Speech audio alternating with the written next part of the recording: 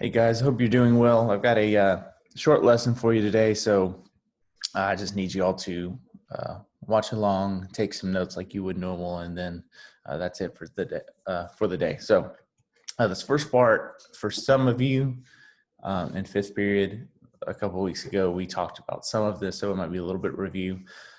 So you can kind of watch that just to freshen up on it, and then for the rest of you, it should all be new. So what we're going to talk about today is the economic problem. So this is basically when it comes to the economy, what are countries trying to accomplish? So there's a couple of things that go along with this.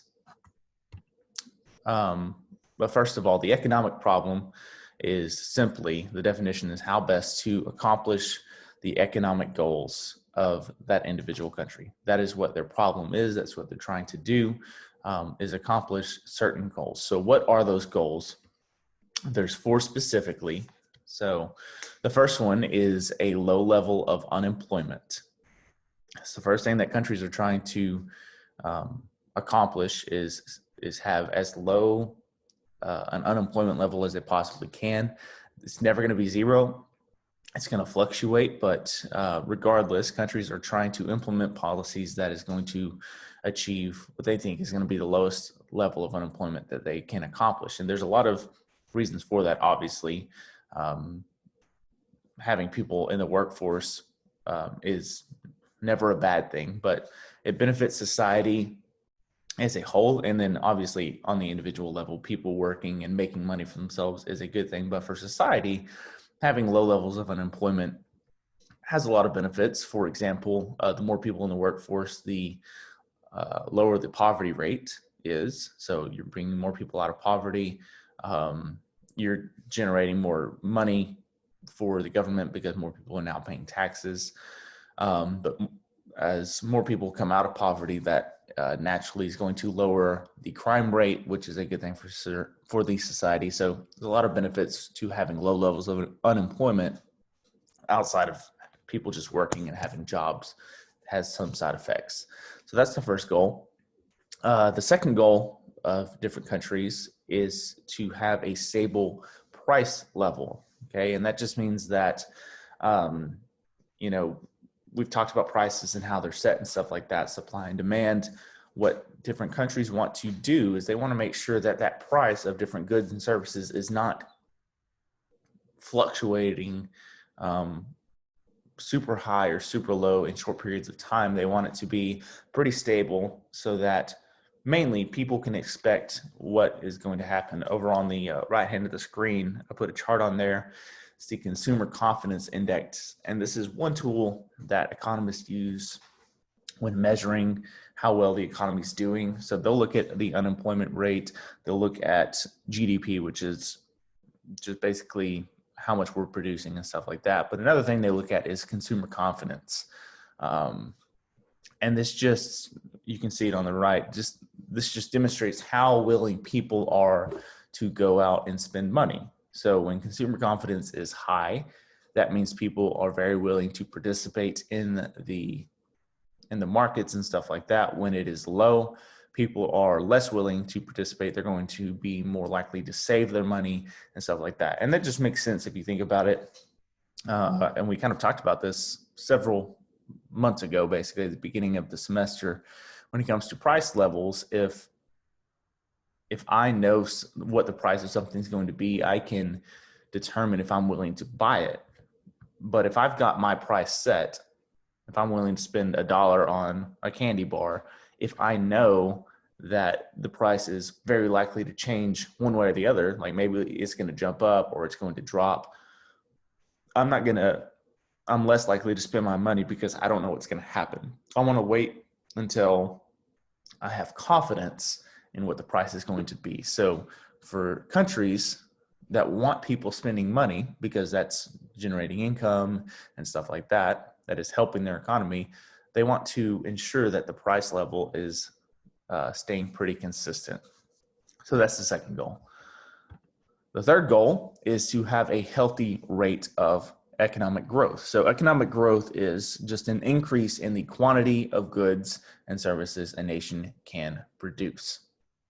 Okay, that is what economic growth is. So there's two types of growth historically in the United States. You can see this play out pretty easily. You've got extensive growth, which is just growth that happens because you have access to more resources. So you're able to use more land, labor, financial capital, and with access to these new resources, you're able to grow as a country and produce more goods. Okay, you see this in the United States in the 1800s through westward expansion as we moved west and we kind of started to tap into this new land that we had access to and new resources, and the immigration rate was growing. So we had new types of labor and all of this stuff. We were able to grow and we were able to produce more things. And then the other type is intensive growth. And this is what you see a lot more now. This is using existing factors of production with a greater type of efficiency. So now, with the United States, we obviously don't have, most land has been tapped into. We're not just going to find some random pocket of new resources that we can use to grow our companies and stuff. So what you see more often is this intensive growth where we find new ways of producing the same thing, just at a higher rate. So we're not using new resources to do it. We're just, through innovation and new inventions, we are creating new ways to produce the same thing with the same type of resources. We just do it more efficiently. So that is going to create a healthier rate of economic growth. And what I mean by healthy rate is countries want consistency. They want predictability. They don't want this sudden jump in economic growth because it's going to be followed by a sharp decline. So they want a healthy incline of growth. And then the fourth one is a fair distribution of income. This is probably the most debated of the four goals because with everything that is produced, how are the different citizens of the countries going to use them? Like, who is going to be able to use them? And why it's so debated is because the definition of fair is kind of up to interpretation. What is fair? Who determines what fair is? We all have different definitions of what we think is fair. And so whoever's in power and who determines what fair is going to determine how we distribute that income. And so that's going to be up for debate. So these four goals are widespread. Every, modernized country has the same basic goals. Economists have boiled it down to these four goals. Now the thing with it is every country is they're going to value these individual goals differently. So one country might have a higher value for distribution of income. One might have a higher value for unemployment rate or whatever it is, but they value it differently. So as they move those sliders and they kind of determine what they think their goal should be and how much of it they should value, then they can set their policies to achieve those goals. And the other thing with these goals is sometimes they work together. So as you have lower levels of unemployment, that might mean you have a greater rate of economic growth because more people are working and they're going to be able to produce more things. Your economy is going to grow, but sometimes they work in opposition to each other.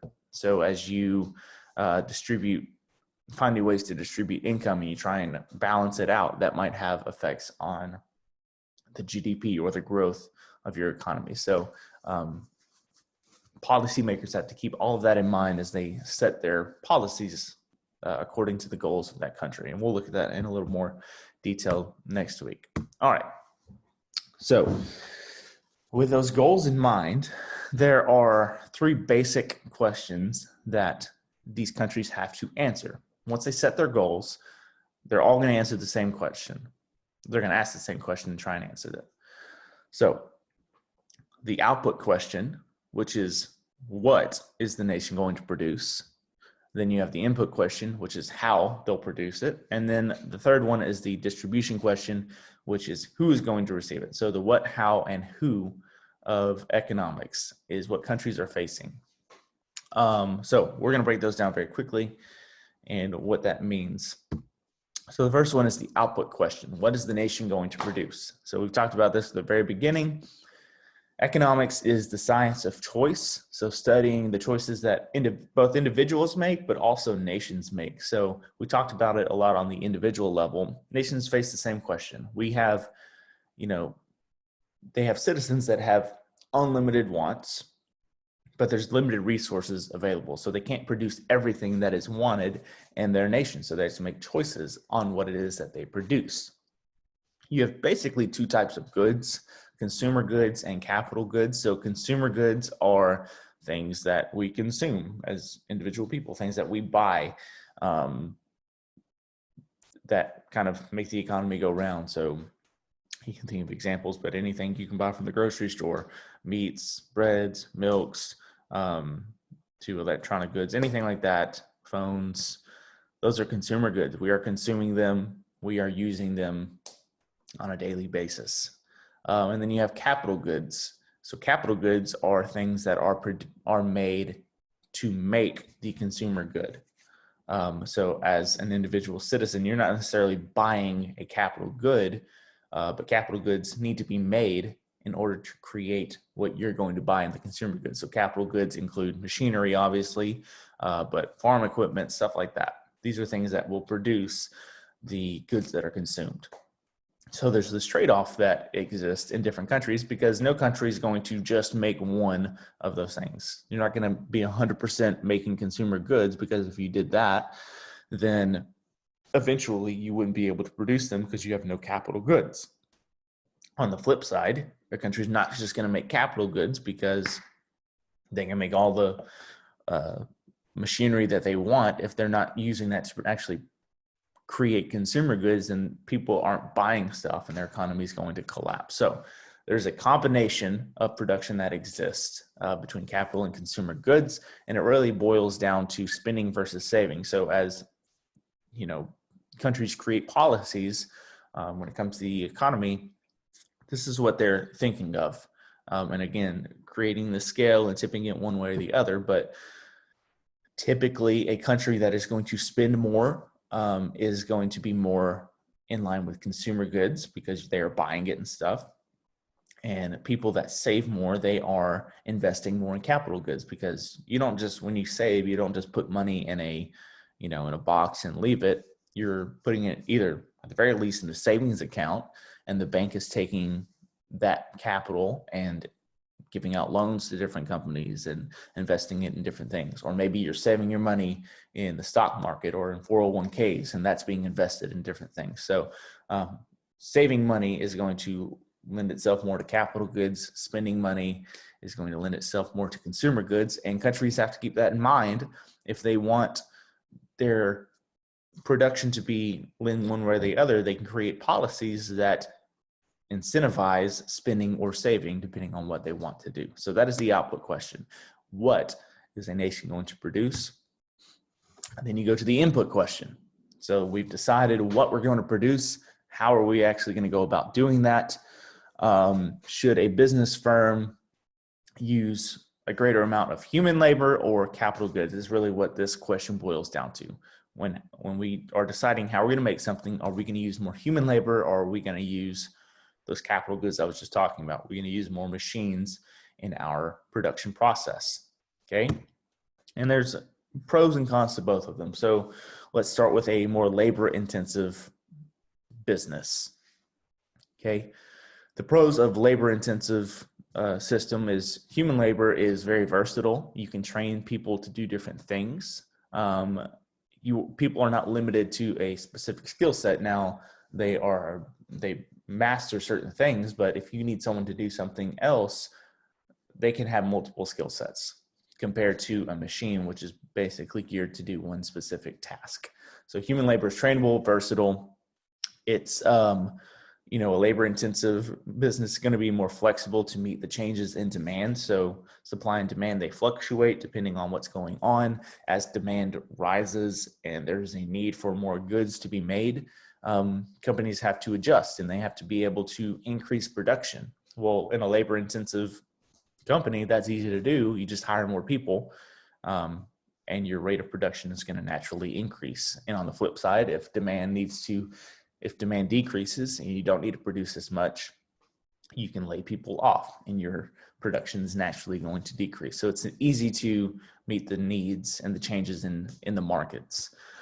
And then the third pro is it naturally contributes to a lower unemployment rate, which is the biggest pro of a labor intensive company. Is people working is a good thing, and lowering the unemployment rate, as we talked about, is a goal of every country.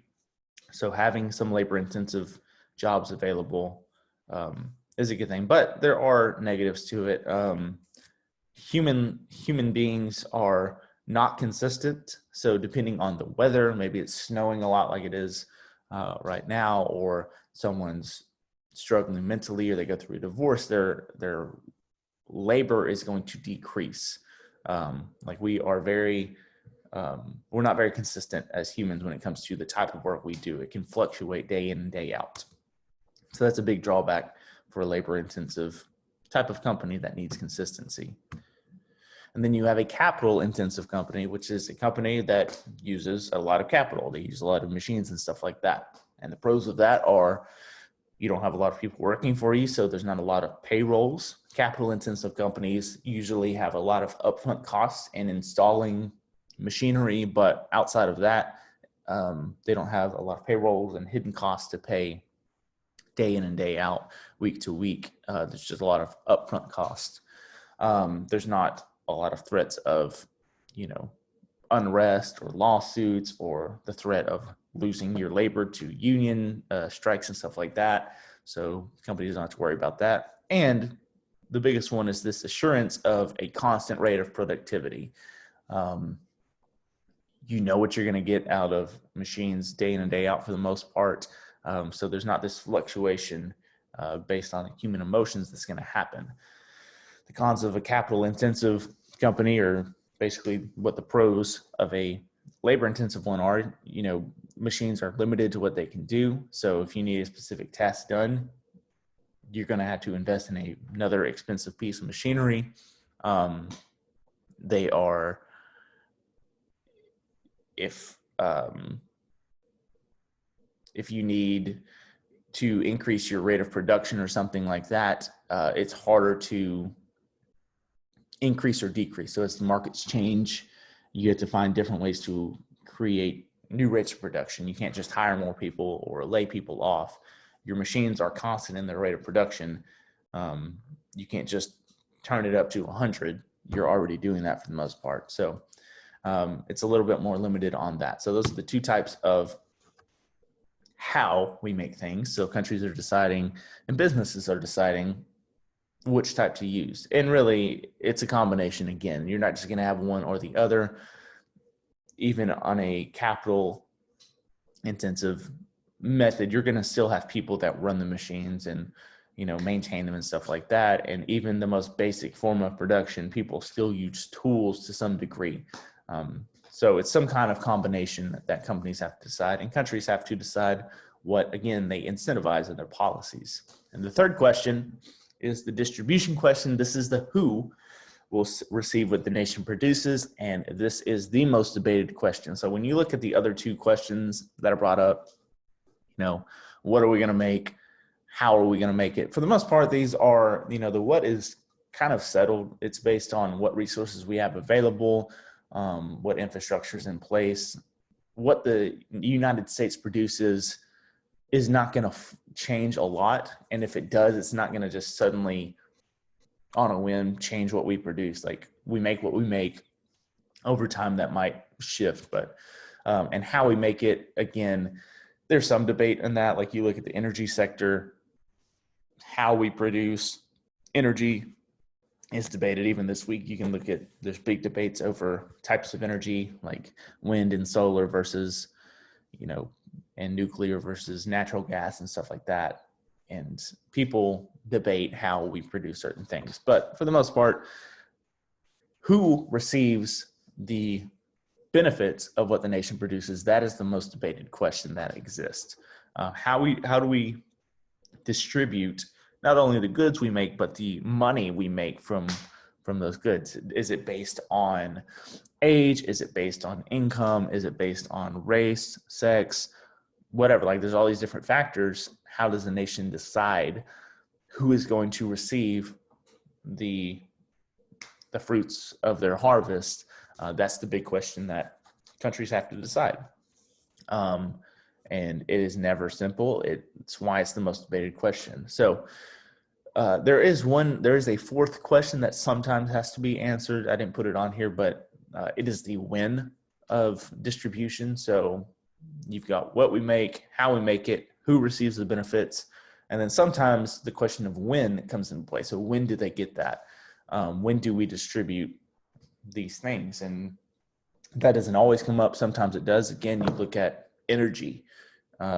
You can look at things going on this week, specifically in Texas. Energy companies are having to turn off power and stuff, and they're having to decide when people receive power, when they receive energy, because they are limited on their resources. So you see that a lot of times in natural disasters and stuff like that, having to decide when to distribute certain goods. But for the most part, we don't really focus on the when, because the when is usually whenever it's produced is when people get it. Okay, so when making these decisions, so countries they set their goals. So they got those 4 goals that they're going to decide which ones they value more. Then they're going to take these questions. What are we going to make? How are we going to make it? And then once we do, who is going to receive the benefits of it? So countries have to take all of that and they make these decisions. So next week, we're going to focus on different types of economic systems. So really, different systems of government, systems of economy, how they make these decisions. But in general, you've got 2 types of economies: the command economy, which is where there's a powerful individual or a committee that answers all these questions. They make all of the decisions. Their basic belief in this type of economy is that these decisions are too important to be left up to the whims of the market. Basically, the market is based on individual decisions by the citizens. So a command economy, these people believe that when it comes to these important economic decisions, we can't just leave it up for the market to work out, for individual decisions to be made. We're going to make those decisions ourselves, and we'll have more control over it. And then you've got the market economy, which is based on the market.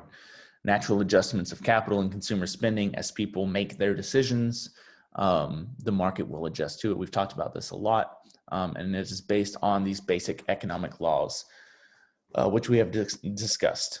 Okay, so we're going to focus on that a little bit more next week. Those are the goals of economics. Those are the questions that countries have to ask. So keep that in mind as we go forward next week and start to talk about these types of economic systems. We'll touch back on those as we go forward. So if you have any questions, let me know. We'll review a little bit next week when we get back to school. Other than that, I will see y'all later.